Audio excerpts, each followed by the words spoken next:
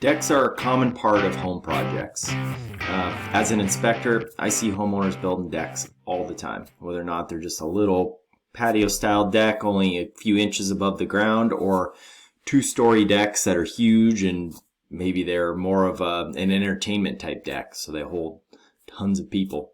And the big part about it is just making sure they're safe.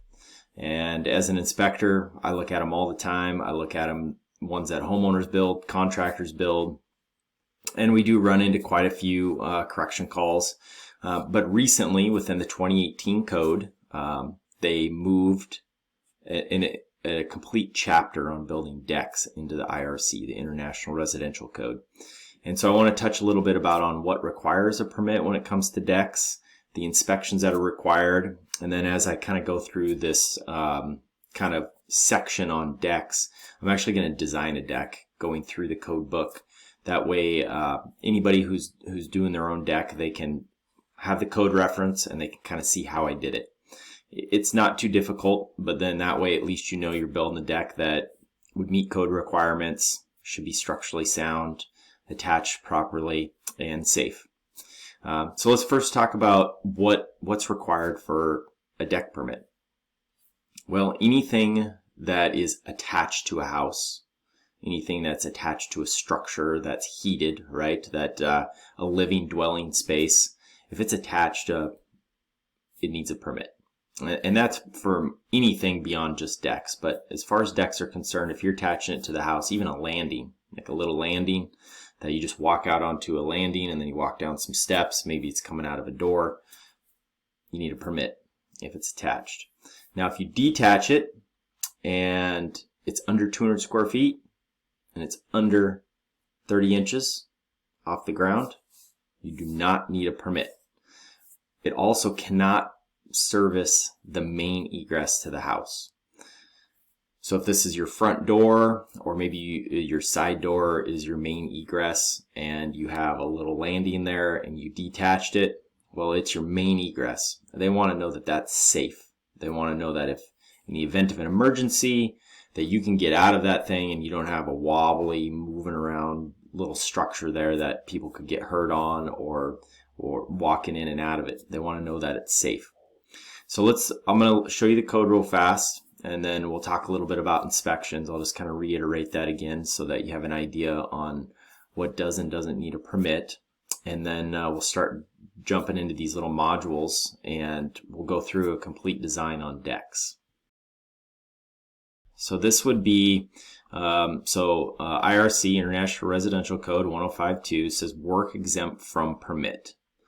And there's a few different items in here, but if we can jump right down to number 10, it says decks not exceeding 200 square feet in area, not more than 30 inches above grade at any point, and are not attached to the dwelling and do not serve the exit door required by section 311.4.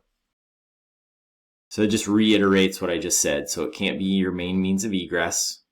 It cannot be attached to the house, has to be under 200 square feet, and not over 30 inches above grade, above the ground outside. So if you fall into all those parameters, you can go out there. You don't need a permit for anything. You go build whatever you want, and I just tell you to build it safe.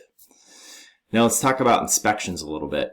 So kind of when it comes to anything involving permitted work, just don't cover anything unless it's been looked at.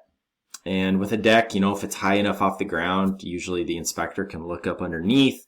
They can see whatever framing you have going on up there. They can see attachments. If it's attached to the house, they can see the posts details, the beam details, all that kind of stuff.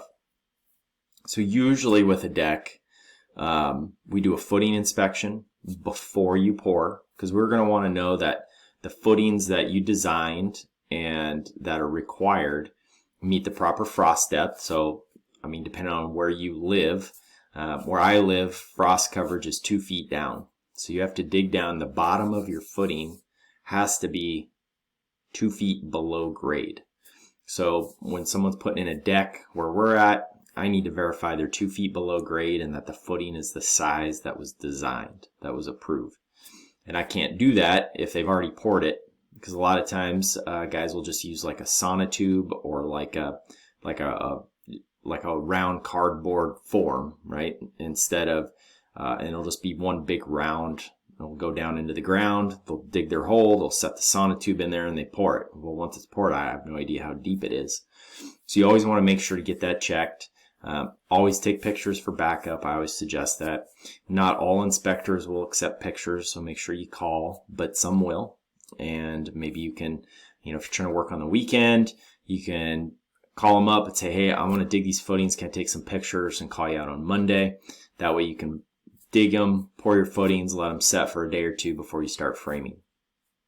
So that'd be inspection number 1, would be your footing inspection. Inspection number 2, if the deck is really low to the ground, we would want to look at all of the framing components of it before you put the decking on, because we can't see it. A lot of guys will they'll go frame it all up and they'll put all the decking down, and I'm like, well, how'd you attach it to the house? Did you get your joist hangers put in? How is your beam attached to your posts? All these different questions, and there's like maybe 4 or 5 inches from the ground to the bottom of the framing. It's like, well, we need to pull up a little some of these decking boards so we can see the framing. If it's way up high, I'm sure you can get away with pretty much finishing the whole thing and just calling for a final, and we can see all the components that are needed to make sure it's structurally sound. Otherwise, like I said, if it's close to the ground, you'd call just for like a deck framing inspection and then a final, and that's it. And the final, we would look at, we're going to look at your stairs if you've got stairs. We're going to look at your handrails, guardrails if you're over 30 inches. We're going to look at your joist sizes, your beam sizes, your connections to the house. Do you have enough leg bolts? Is it connected to concrete or wood? We're going to look at your beam to post connections. The beam size. Is the beam size to span between the footings that you put in? And so we're going to look at all that type of stuff. Depending on how involved your building department is, if you're getting a permit for this, if it's required, they may help you design the whole thing, and then they'll stamp it, and then you just build it per that. And your inspector comes out and looks at it and says, yep, this is what you did. This is what was approved. You're good to go. You may design your own deck, take it into them, they just stamp it, and you're good to go. You just build it per those approved plans. Should not be any issues or setbacks for you. So that kind of goes through what size of deck or what situation do you need a permit, and what type of inspections do you need. So now that we've kind of covered that, the next video I'm going to hop into, like I said, we're going to design a deck. That way you guys kind of have an idea what I'm using as far as pulling the information out of the code book and how I've designed it. That way you can follow along if you're doing your own, and hopefully it'll help you put together a nice deck for yourself. All right?